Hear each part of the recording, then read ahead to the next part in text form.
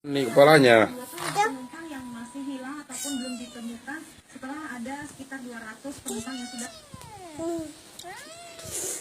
Dia nama kurung penanggulangan korban di pelabuhan main kucing kucing. kemudian pihak kepolisian bekerjasama dengan BPBD, tim SAR dan tim pasukan yang lainnya ini kemudian menarik kapal Zara Express yang sudah terbakar ke pinggir pelabuhan, kemudian dilakukan pencarian.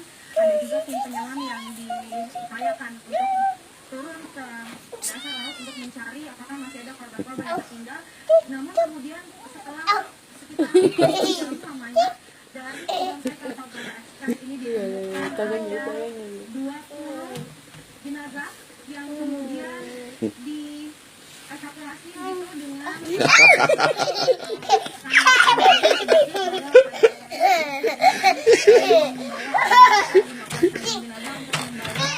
Ini